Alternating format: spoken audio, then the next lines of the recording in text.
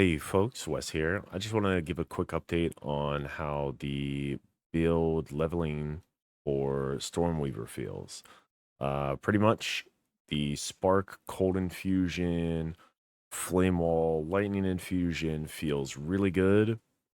And so just to go over like the Acts 1 through 3 campaign leveling, um, we could just talk about that real quick. Very early on, you get Spark. It's the first thing that you get. Second ability that you can get either Frostbomb or Flame Wall. I recommend taking Frostbomb. And then your third ability, you take Flame Wall. And then later on in Act 1, you'll get access to a level 3 skill gem, which you can take Orb of Storms with. Now, Orb of Storms is going to generate your Lightning Infusion, and Frost Bombs are going to generate your Cold Infusions. And your spark will consume the cold infusion and do a nova around you, and it does like double the damage, maybe even more than double the damage of like normal spark. And then your flame wall will consume the lightning infusions, which you'll get from the orb of storms, and that also increases the damage by a ton. For whatever reason, the lightning infused flame wall tooltip just isn't in the game. It doesn't exist. I guess a bit of an oversight by GGG, so hopefully they get that in there. But pretty much the build is very, very nice for Act 1 and 2 and 3. I played it all through the early campaign before I switched over to Arc just to try something different. Um, but pretty much like the Frost Bomb gives a ton of elemental exposure, and you can just like keep stacking it up to 50%. So when you get up to bosses, you could just like really take them into the negative for the resists. It's very, very, very nice. Later on in Act 2, you'll get access to the new Elemental Weakness Curse and Mana Tempest. And Mana Tempest really spikes your damage by quite a bit, and the Elemental Weakness Curse also helps out a ton. But basically, it's a very active playstyle. You're like constantly cycling your spells, and then once you get your spells out and like setup going, then you're like spamming out sparks for as long as you can. But it's really important to like always be having down Orb of Storms and like keeping Frostbomb on cooldown when you're fighting bosses. When you're just kind of walking through the map and doing general clear, then you could be pretty lazy about it. But Spark and Orb of Storms end up doing a lot of damage together. So like when you're doing general clear, you could pretty much just do Spark, Orb of Storms, Flame Wall, and you don't always need Frostbomb. But Frostbomb is just like nice to do. And yeah, that's pretty much what we're looking at. All right, and just to kind of showcase in game what this is like, in Act 1, you get Spark first. So you get Spark, and then the next skill gem that you take, you probably want to get Frost Bomb, just for the interaction between the cold and the spark, which you can see here. You'll see the cold infusion on the ground looks like this.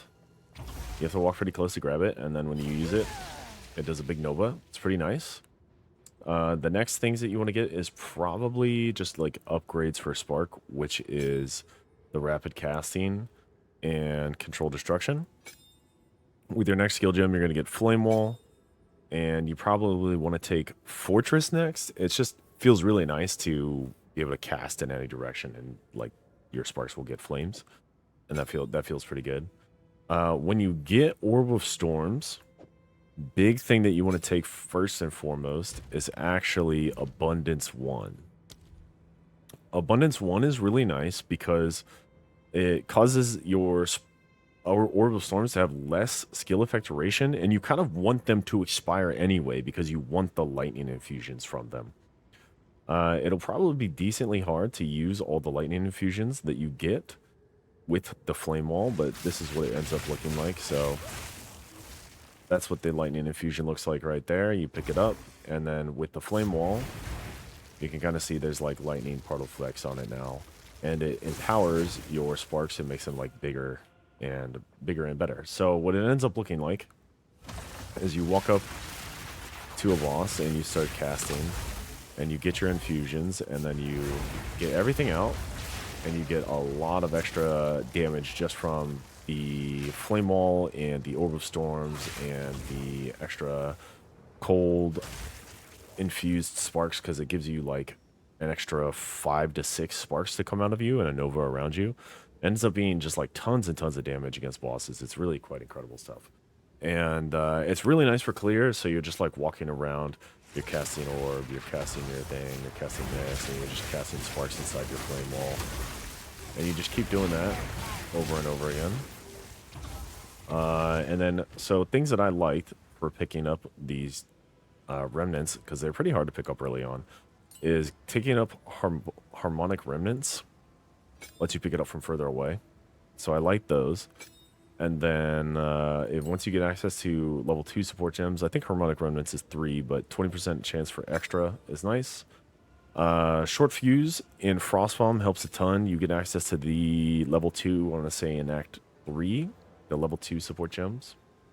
And then potent exposure is really nice. Once you get potent exposure, you can kind of decide between these three what you want to get. I think short fuse is just like you want short fuse pretty much every time. Definitely speeds up the duration or the speed at which it blows up. Now for the spirit gem, I ended up taking Arctic armor. This is kind of okay. It's not nearly as good as like Wind Dancer, but it does feel relatively nice. And in Act 2, you start getting level 7 skill gems, or which gives you access to Elemental Weakness. Elemental Weakness is a big debuff. Very, very nice. I threw in like Rapid Casting, Heightened Curse, and I have Focus Curse as well. You start getting access to the Lesser Jeweler Orbs, I want to say in Act 3, definitely in Act 4. And then for Mana Tempest, really spikes your damage quite a bit with the empowered spells. It does drain your mana, but like early on, it doesn't feel that bad. And then I ended up throwing efficiency in there. And whenever I get access to premeditation, I'll probably put that in there as well, assuming the premeditation still exists in the game. And pretty much it's just like you get into a boss fight. You can even like prep pre-boss fight and start like stack up the cold infusions. So like before you go into Jamonra, you can pretty much just like stack these guys up. They last for quite a while. And 3 is the maximum amount that you want to have, or that you can have. And you could even stack up with these guys. You could pass your flame walls to get through this a little bit faster. And then you just walk up to the boss. Boss is doing their intro animation. You're like, okay, boss, what's up? And then they come out and you just spam everything out. It's really nice. It's a huge amount of burst damage up front. Very, very nice. And during that time, you can also press like the mana temp is really spikes your damage too. Now to talk through the skill tree a little bit here. Early on, there's pretty much just a straight path up. You take the spell damage, you get the elemental damage here. I don't think the increased freeze shock, etc., or the like extra duration is very good. So you pretty much just go straight up here. You come here, you get these spell damage nodes. I like the lightning penetration nodes, but these actually probably aren't needed. But they feel okay. And then once you come up here, because you're doing so much elemental infusion stuff, you end up taking these nodes. And it definitely, you can feel the damage increase. And it is just like kind of quality of life to have them last longer too, just like a little bit longer. And then you come up through here and you get this elemental damage stuff, the elemental exposure. And the this one up here is really nice because you're going to be putting on every ailment to every boss that you fight. For like clearing mobs and stuff, the Spark, Flame Wall, Orbital Storms, it just clears very easily. And then, so like when you get to a boss and you're applying everything, you're getting like 60% increased damage. Feels really good. I pretty much like did not struggle at all on any boss up through Act 3. Once you get through this, then you just come straight up and over and you get this Lightning Archon thing. And what Lightning Archon does is it gives you 25% more lightning damage with spells, converts all of the spells into lightning damage, and then you have 100% more shock chance. And it's just like a really, really, really nice buff and starts scaling all of your lightning together. After that, you just go straight up this lightning tree. You get the pure power. Pure power is very good. It's not super good early because you're not going to have a lot of intelligence, but later on it'll be really nice. And then the extra shock chance here, shock magnitude, is kind of whatever. You can take, I think you could take or leave this while you're leveling. Later on, shock magnitude becomes really, really nice when you start getting into lightning conduit stuff, but I'm not even at lightning conduit stuff yet, so eventually that'll be like nice end game. The big thing though is lightning amplification. This is a lot of lightning penetration that you end up getting here. It's like 30% lightning penetration on top of the lightning penetration down here that you have, which is like 12 plus 15, like 27%. So realistically, anything you fight should not resist lightning damage. You should always be at 0, if not negative. The way that lightning penetration works, lightning penetration cannot go below 0, but when you're doing the elemental curse and stacking multiple things of exposure on them, they should be negative. And the thing that lightning resistance penetration helps with is just like in general clear when you're not doing the curse on like normal mobs, magic mobs, whatever. Rare mobs, you probably want to be dropping the curse down. But the gain 6% extra damage as lightning damage is really, really nice too. And I think pretty much like right here is where I ended in Act 3, maybe halfway through Act 4. I want to say I'm in the interludes right now. And then after that, we started getting these guys over here. We're currently level 62, so still got a ways to go. And eventually this tree will be cleaned up for like end game stuff. But for now, the leveling part of it is feeling quite nice. And I don't feel like there's too many changes you could make here. And then just to talk briefly about what we took for the Ascendancy nodes, we went down here, we got the Arcane Surge. Even though the Arcane Surge is nerfed, because they changed the cast speed on Arcane Surge to be an increased modifier instead of a more modifier, but Arcane Surge still feels okay. And then we took Force of Will because of the buffs to Force of Will. The 20% damage taken from mana before life feels very nice. It's like a nice little extra defensive layer. And then 20% increased effect of Arcane Surge on 10% of your missing mana. This will go up to 200% if your mana is bottomed out, which is the equivalent of previously having 5,000 mana. So the effective Force of Will is very immediately better, but will scale worse because previously we were scaling mana in like season 1 to like 8,000 mana, which was obviously going to be more of a effect of the Arcane Surge compared to what we have here.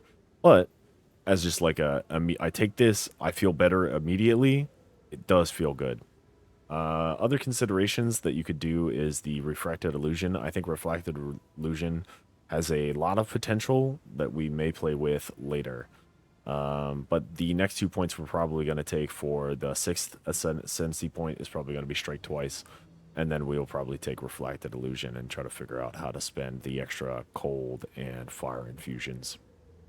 If we don't do this, then we'll probably take Storm's Recollection, or maybe we'll look down here at the Tempest Color stuff if we end up scaling crit in the late game. But we're probably almost certainly going to take Strike Twice and start doing Lightning Conduit shenanigans again, because Lightning Conduit seems like it is back and feeling good. And then to talk briefly about gearing, I'm just taking like anything that seems like a remote upgrade. I'm not worried about my resistances at all yet.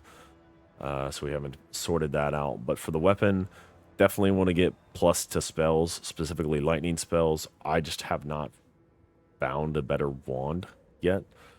So we have +1 to all spells. That's really what we cared about. And then spell damage we found with the like new abyssal thing. I don't really know much about abyssal, but that's what we got. And then cast speed is really nice. So really you're looking for like plus to all spells, cast speed, spell damage, and then probably lightning damage. And even over here we're using like a pretty bad focus, and we're only using it because it has the plus to all spells. And yeah, your boots, you want move speed. Everything else, you just try to get as much like life, energy shield as early as possible, and you just go from there. Eventually, this will be like much cleaner, but so far it's not been bad. It's been pretty like smooth as far as leveling goes. But yeah, that's the leveling build. Hopefully it works as well for you guys as it did for me. It really treated me quite nice. You could just pretty much just stay in here and just do this, and it feels great. The clear is very nice, and you pretty much just like walk through a lot of the content early on. It's just very, very clearly like this is the coloring book that Grindier Games has given us, and I am coloring within the lines of that coloring book, utilizing everything that they have given us. We'll have another build update probably in like 2 to 3 days, once I get up into like the level 80 range, maybe level 90 range, start mapping, start actually getting gear. So stay tuned for that. And if you liked it, please like and subscribe, leave a comment, talk about how you're feeling with the Stormweaver leveling experience. I think it's very, very much improved. And so thanks so much. See you in the next one.